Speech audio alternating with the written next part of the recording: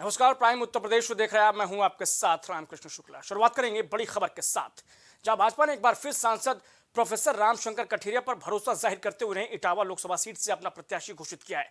शनिवार शाम भारतीय जनता पार्टी के दिल्ली कार्यालय से जारी सूची में उनका नाम शामिल है।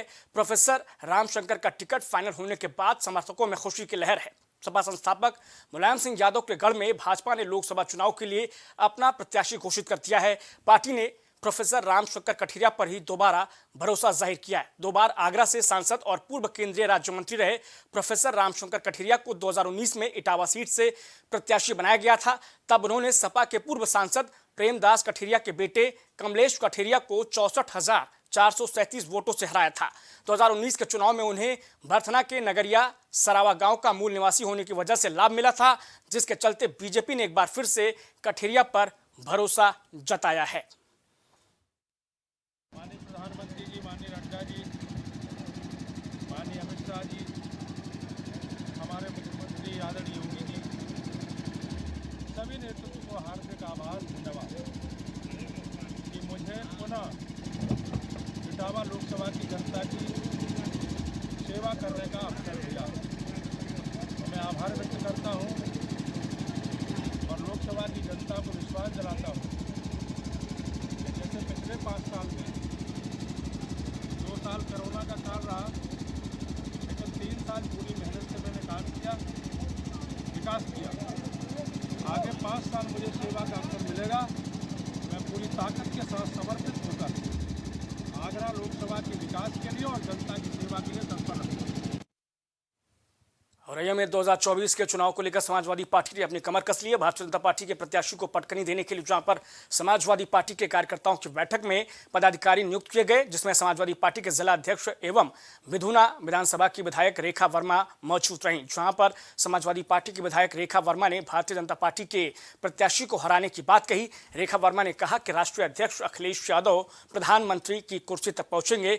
आगे उन्होंने कहा कि समाजवादी पार्टी हमेशा जीती है। विधुना विधानसभा से पहले 20,000 वोटों से जीती थी, अब की बार 40,000 से जीत दर्ज कर बीजेपी को हराएगी। आज विधुना विधानसभा की जो मासिक बैठक होती है महीने के 5 तारीख को, उसी के तहत ये बैठक की गई है। और आज विधानसभा विधुना की कार्यकारिणी की भी घोषणा की गई है। और इस अवसर पर सभी पदाधिकारियों को बधाई देते हुए और उनसे यही आशा और उम्मीद की जाती है कि वो 2024 के चुनाव में अपने आस्था के साथ जुटेंगे और निश्चित रूप से समाजवादी पार्टी को सफल बनाने का कार्य करेंगे। समाजवादी पार्टी पीडीए पिछड़ा, दलित, अल्पसंख्यक, आदि आबादी हमारी महिला, इसको लेके पूरी तैयारी करी है और अभी जन में जाके और इस मैसेज को दे रही है पीडीए वाले कि हम सब लोग पिछड़ा, दलित, अल्पसंख्यक सब एक है। समाजवादी पार्टी का सबसे बड़ा गढ़ विधुना विधानसभा माना जाता है, जहां से आप विधायक हैं समाजवादी पार्टी से, तो क्या रहेगा? ये लोहिया जी की धरती है, यहाँ से और भारी बहुमत से कन्नौज लोकसभा यहाँ से जीत के जाएगी। उधर जौनपुर लोकसभा सीट से सांसद रहे धनंजय सिंह को लोकसभा चुनाव से पहले बड़ा झटका लगा है। किडनैपिंग और रंगदारी केस में कोर्ट ने उन्हें दोषी करार दिया है। अब जौनपुर की कोर्ट कल यानी बुधवार को सजा का ऐलान करेगी। फिलहाल दोषी धनंजय सिंह को जेल भेज दिया गया है। दरअसल जौनपुर के पूर्व सांसद और जेडीयू के राष्ट्रीय महासचिव धनंजय सिंह को जौनपुर के एमपी एमएलए कोर्ट ने नमामि गंगे के इंजीनियर से रंगदारी मांगने और उसके अपहरण के मामले में दोषी करार दिया गया है। ये केस साल 2020 का है।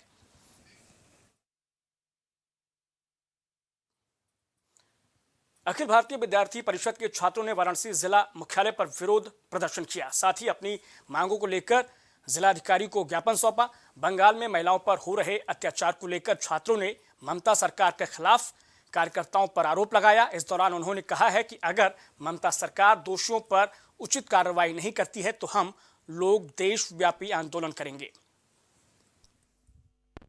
आज हम सभी वाराणसी महानगर के सभी कार्यकर्ता विद्यार्थी परिषद के हम लोग आज जो संदेश खाली में ममता सरकार द्वारा हो रहे अत्याचार, महिलाओं पे जो भी अत्याचार हो रहे हैं उस पर गंभीर जो भी इतनी समस्याएं, माताओं बहनों पे जो भी इतनी आरोप हो रहे हैं उस पर ममता सरकार कोई भी एक्शन नहीं ले रही है, जिसके संदर्भ में आज हम लोग ने अपने जिलाधिकारी महोदय को ज्ञापन सौंपा है और विद्यार्थी परिषद की कड़ी निंदा करती है। और हम सब पूरे प्रांत में नहीं पूरे देशव्यापी आंदोलन कर रहे हैं और जिसके समक्ष आज हम लोग जिलाधिकारी महोदय को आज विद्यार्थी परिषद सभी कार्यकर्ता मिलकर ज्ञापन देते हैं। मुख्य कारण क्या आज?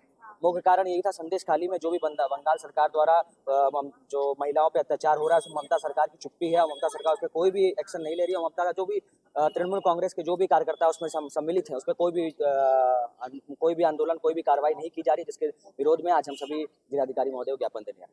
जी, हम कचहरी जिला मुख्यालय आए हैं। एसडीएम सर को इस संदर्भ में ज्ञापन देने आए हैं जो पश्चिम बंगाल में महिलाओं के साथ, संदेश खाली गांव की महिलाओं के साथ जो दुष्कर्म हुआ है, उनके साथ जो बर्बरता हुई है, उस संदर्भ में हम ज्ञापन देने आए कि आरोपियों के साथ जल्द से जल्द कार्रवाई की जाए आरोपियों के खिलाफ। उधर श्रावस्ती में पश्चिम बंगाल में टीएमसी कार्यकर्ताओं की ओर से महिला उत्पीड़न को लेकर अखिल भारतीय विद्यार्थी परिषद ने एक बार फिर से जिलाधिकारी को ज्ञापन सौंपा है। पश्चिम बंगाल के संदेश खाली में महिलाओं पर हो रहे अत्याचार को लेकर अखिल भारतीय विद्यार्थी परिषद के तमाम कार्यकर्ताओं ने नारेबाजी करते हुए दोषियों पर कार्रवाई की मांग की।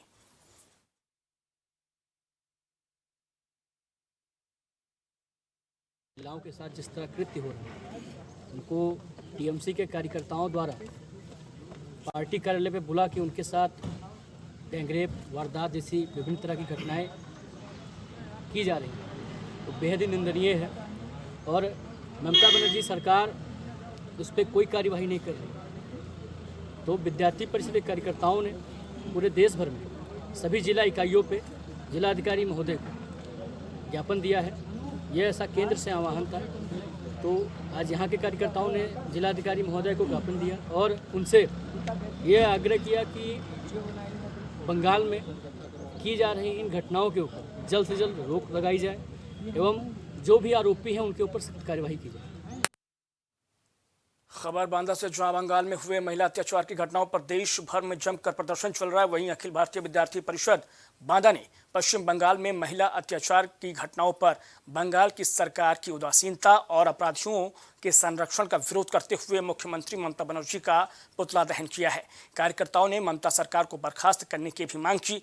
आपको बता दें कि इस दौरान बड़ी संख्या में इकट्ठा हुए विद्यार्थी परिषद के कार्यकर्ताओं ने पश्चिम बंगाल के मुख्यमंत्री ममता बनर्जी का पुतला फूंका। वहीं देशव्यापी प्रदर्शन देश के सभी राज्यों की राजधानियों और 500 से ज्यादा जिलों, महानगरों में होगा, जिसमें बड़ी संख्या में विद्यार्थी सहभागिता करेंगे।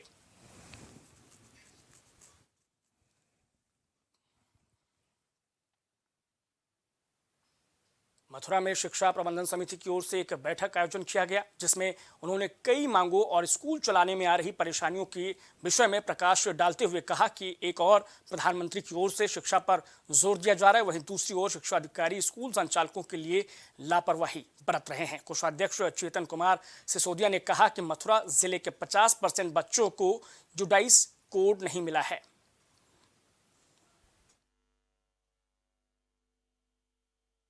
एक्चुअली मथुरा में शिक्षा विभाग द्वारा जो जुडाइस दिए जाते हैं वो अभी तक मतलब 60% स्कूलों को नहीं मिले हैं।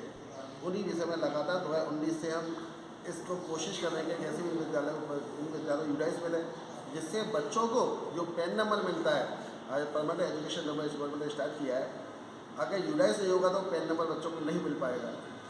इसलिए हमें आज बैठक कर रहे हैं, बार लगातार बैठक कर रहे हैं, लगातार बीएसए महोदय से भी मिल रहे हैं और कैसे ही इन सब स्कूलों को यूडाइस मिले।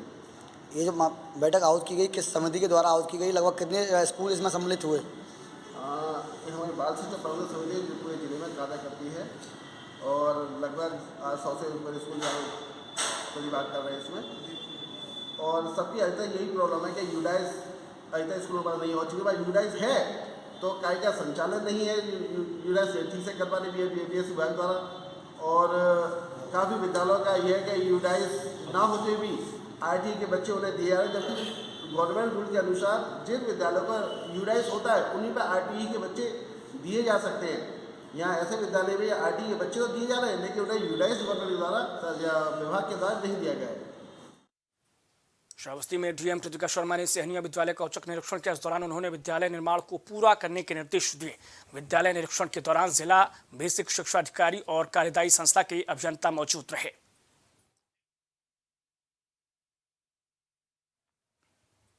सिद्धार्थनगर जिले के शोहरतगढ़ सामुदायिक स्वास्थ्य केंद्र का एक वीडियो बहुत तेजी से वायरल हो रहा है। इस वायरल वीडियो में सीएचसी परिसर में कुछ दवाएं और कागजात जलते हुए दिखाई दे रहे हैं। वहीं इस वायरल वीडियो पर जिलाधिकारी पवन अग्रवाल ने कहा है कि किसी एचसी परिसर में दवाओं और फाइलों के जलने की कथित वीडियो की जानकारी उन्हें हुई है और उन्होंने मुख्य चिकित्सा अधिकारी को इस बाबत जांच करने के निर्देश भी दिए हैं।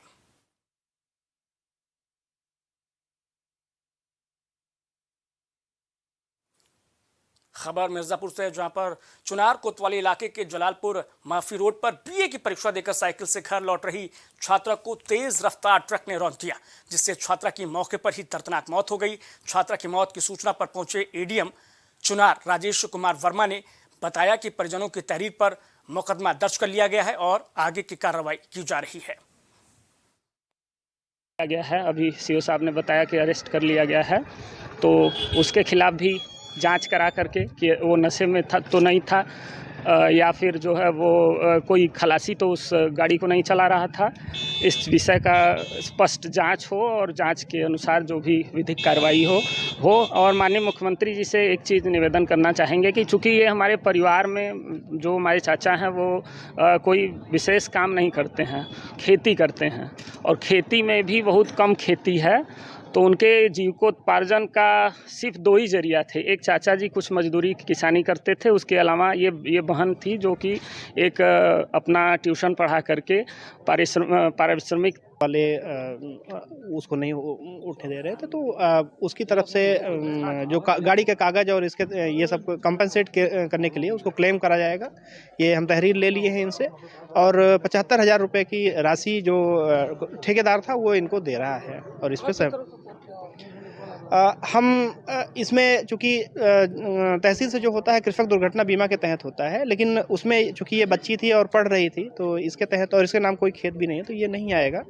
और लेकिन देखेंगे अगर कोई उसमें प्रयास हो सकेगा, कोई किसी योजना में आएगी तो उसको हम पूरा उसको कम।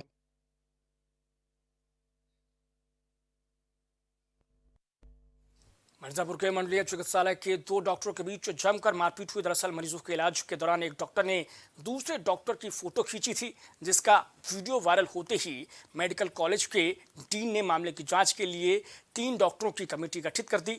मामले में जांच के निर्देश दिए गए हैं। जी, कल मैं जब ओपीडी का निरीक्षण कर रहा था तो 2 चिकित्सक के बीच में आपस में कुछ बात विवाद हो रहा था, तो मैंने इंटरफियर करके उन लोगों को मना किया और दोनों लोगों को आपस में बुलाया। तत्काल दोनों लोग फटकार लगाई और नोटिस जारी की। उसके बाद प्रधानाचार्य महोदय द्वारा भी संज्ञान में लाया गया मामला। उन्होंने तुरंत आदेशित किया कार्रवाई करने के लिए। मैंने तुरंत एक जांच कमेटी का गठन किया और जांच कमेटी कल तक अपनी रिपोर्ट प्रस्तुत कर देगी। उसके आधार पर जो भी विभागीय अनुशासन कार्रवाई जो भी कार्रवाई करना पड़ेगा वो किया जाएगा। पश्चिम बंगाल में हिंदू महिलाओं के साथ हो रही बर्बरता अत्याचार पर महिला संगठनों में आक्रोश व्याप्त है। इसके विरोध में सोमवार को विभिन्न हिंदू संगठनों और समाज की महिलाओं ने प्रधानमंत्री के नाम कलेक्टर को ज्ञापन सौंपा। ज्ञापन में कहा गया है कि पश्चिम बंगाल के संदेश खाली में हिंदू महिलाओं के साथ रोज बर्बरता की घटनाएं हो रही हैं।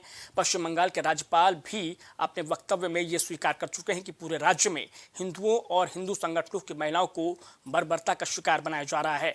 बंगाल के संदेश खाली में महिलाओं पर हो रहे अत्याचार, दुराचार, शोषण को लेकर अखिल भारतीय विद्यार्थी परिषद के कार्यकर्ताओं छात्राओं ने नारेबाजी करते हुए दोषियों पर अतिशीघ्र कार्रवाई की मांग की है। वहीं एबीवीपी के कार्यकर्ताओं का कहना है कि भय मुक्त संदेश खाली बनाने को लेकर केंद्रीय बलों की तैनाती की जाए। अखिल भारतीय विद्यार्थी परिषद श्रावस्ती जिले के कार्यकर्ताओं द्वारा बंगाल में जिस तरह संदेश खाली में महिलाओं के साथ जिस तरह कृत्य हो रहा है, उनको टीएमसी के कार्यकर्ताओं द्वारा पार्टी कार्यालय पे बुला के उनके साथ गैंगरेप, वारदात जैसी विभिन्न तरह की घटनाएं की जा रही हैं, तो बेहद ही निंदनीय है। और ममता बनर्जी सरकार उस पर कोई कार्यवाही नहीं कर रही। तो विद्यार्थी परिषद के कार्यकर्ताओं ने पूरे देश भर में सभी जिला इकाइयों पे जिलाधिकारी महोदय को ज्ञापन दिया है। यह ऐसा केंद्र से आह्वान था, तो आज यहाँ के कार्यकर्ताओं ने जिलाधिकारी महोदय को ज्ञापन दिया और उनसे ये आग्रह किया कि बंगाल में की जा रही इन घटनाओं के ऊपर जल्द से जल्द रोक लगाई जाए एवं जो भी आरोपी हैं उनके ऊपर सख्त कार्यवाही की जाए। खबर आगरा से, जहां मेट्रो का जल्द ही उद्घाटन होने वाला है। बताया जा रहा है कि पहले चरण में मेट्रो पुरानी मंडी से टीडीआई मॉल तक चलेगी। इस दौरान एडीजी एसएसएफ एंटनी देवकुमार ने मेट्रो की सुरक्षा व्यवस्थाओं का जायजा लिया। आगरा में मेट्रो की सुरक्षा में तैनात रहेगी SSF। मेट्रो सुरक्षा के लिए स्पेशल सिक्योरिटी फोर्स बनाया गया है। 2020 में स्पेशल सिक्योरिटी फोर्स के लिए एक कानून बनाया गया। 2021 में हम लोग की नियमावली बनी है। कानून और नियम के तहत मेट्रो सुरक्षा करने की जिम्मेदारी SSF को मिला है। इस जिम्मेदारी के तहत हम लोग यहाँ पर आके अपने ड्यूटी करने के लिए आए हैं। ड्यूटी वो फोर्स का डिप्लॉयमेंट हो गया है, शासनादेश भी हो गया। इसके अलग से आगरा मेट्रो की सुरक्षा SSF द्वारा किया जाएगा, UP SSF द्वारा किया जाएगा और इसमें कल उद्घाटन होने वाला है। माननीय प्रधानमंत्री जी इसका उद्घाटन करेंगे और यहाँ पर फिजिकली उपस्थित नहीं रहेंगे प्रधानमंत्री जी, वर्चुअल उद्घाटन होने वाला है और कोलकाता से उद्घाटन करेंगे, लेकिन माननीय मुख्यमंत्री जी यहाँ पर उपस्थित रहेंगे और सब लोगों को संबोधित करेंगे। इस कार्यक्रम को सकुशल संपन्न कराने के उद्देश्य से हम लोग सब यहाँ कैंप किए हुए हैं। हमारा डिप्लॉयमेंट कंप्लीट है। खबर कानपुर के हरबंश मोहल थाना इलाके के सुतर खाना से है, जहां एक तरफ ऑपरेशन त्रिनेत्र को लेकर कमिश्नर अखिल कुमार बेहद सख्त है, वहीं हिस्ट्री शीटर बॉबी ने पीड़ितों के घर पर लगे कैमरे को नहीं हटाने पर गर्भवती महिलाओं और उसके पति को बुरी तरीके से पीट दिया। लेकिन हैरानी की बात तो ये रही कि जब दबंग पीड़ितों की पिटाई कर रहे थे तो पूरे मारपीट की घटना के दौरान पुलिस मूक दर्शक बनी खड़ी रही।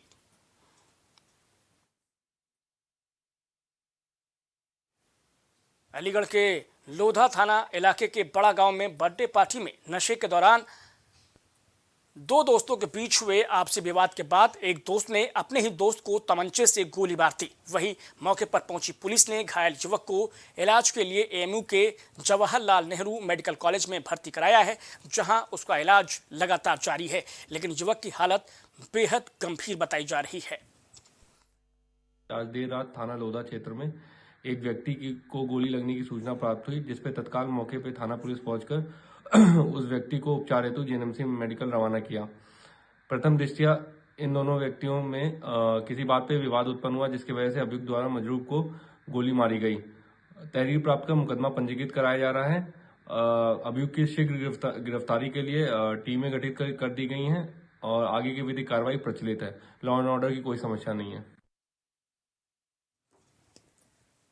उधर चित्रकूट के गढ़वा गांव के पास जंगल में लूट का मामला सामने आया। इस मामले में पीड़ित ने थाने में तहरीर दी है। वहीं पुलिस अधीक्षक के निर्देश पर थाना प्रभारी और SOG की संयुक्त टीम ने 6 अभियुक्तों को गिरफ्तार किया है और उनके कब्जे से लूटी गई कार और 3 मोबाइल बरामद किए हैं। फिलहाल पुलिस ने सभी 6 अभियुक्तों को जेल भेज दिया है।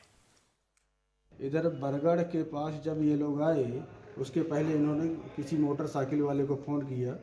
उसमें से 2 लोग आदमी आए, जिसमें से एक आदमी मतलब दोनों लोग मतलब जंगल की तरफ चल दिए। मैंने उनसे पूछा भी कि भाई बरगढ़ तो आ गया है, अब कहाँ जाओगे? बोला यहाँ पे 1-2 किलोमीटर में गांव है।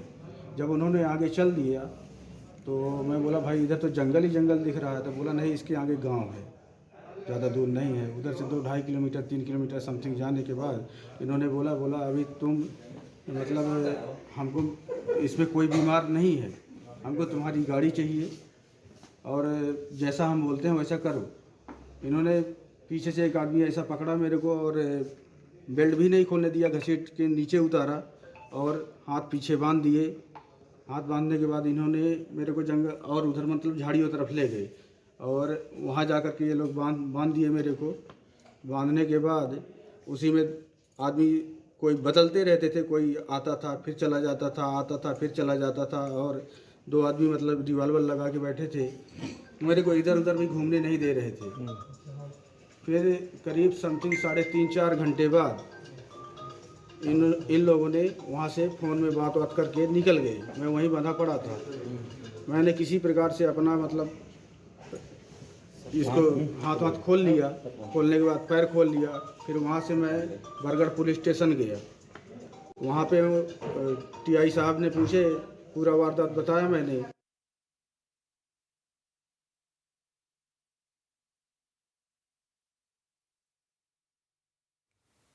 इस बीच लखनऊ से बड़ी खबर आ रही, जहां पर नक्सली गतिविधियों में शामिल दंपति को गिरफ्तार किया गया है। बड़ी खबर, यूपी एटीएस ने प्रयागराज से दंपति को गिरफ्तार किया है। नक्सली गतिविधियों में शामिल रहने का आरोप है। कृपा शंकर सिंह, उसकी पत्नी बिंदा सोना गिरफ्तार किए गए हैं। ये इस वक्त की बहुत बड़ी खबर प्राइम टीवी की स्क्रीन पर आप देख सकते हैं। प्रयागराज से गिरफ्तारी, इलेक्ट्रॉनिक एविडेंस के बाद इस गिरफ्तारी को अंजाम दिया गया है। ये बड़ी खबर लखनऊ से आप तक पहुंचा रहे हैं। दोनों आरोपी भाकपा के प्रमुख सदस्य बताए जा रहे हैं।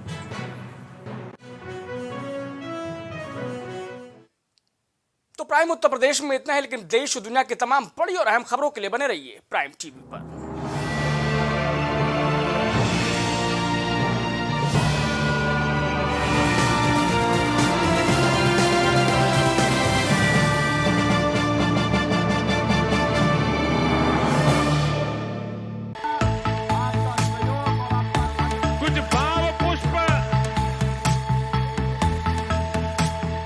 आप देख रहे हैं प्राइम टीवी, सच साहस सरोकार। प्रधानमंत्री श्री नरेंद्र मोदी का संकल्प है कि देश का हर नागरिक पोषित, सशक्त और समर्थ बने। जब पूरा विश्व इस सदी की सबसे बड़ी महामारी कोविड-19 से जूझ रहा था, उस दौरान प्रधानमंत्री श्री नरेंद्र मोदी जी के नेतृत्व में भारत सरकार ने प्रधानमंत्री गरीब कल्याण अन्न योजना का संचालन कर देश के गरीबों की खाद्य सुरक्षा सुनिश्चित की। इसी संवेदनशीलता को जारी रखते हुए आज 80 करोड़ से भी ज्यादा लोगों को मुफ्त अनाज दिया जा रहा है। सभी को अनाज, पोषित समाज। अगर आप करना चाहते हैं अपने बिजनेस को प्रमोट, तो इसके लिए आपको चाहिए होगा एक सपोर्ट। बेहतर स्क्रिप्ट, शानदार ग्राफिक्स, बेहतर विजुअल, दिखाएंगे कमाल, जानकारी पहुंचेगी जन जन तक, आपका काम करेगा धमाल। इन सभी चीजों के लिए अब ना हो परेशान। Brand promotion, motion designing and video editing, 2D और 3D animation, television telecasting, social media works, script writing जैसे कामों के लिए आज ही कांटेक्ट करें 9267925186 पर। इसी के साथ ही आप हमें जीमेल भी कर सकते हैं vikasproduction.gfx@gmail.com पर।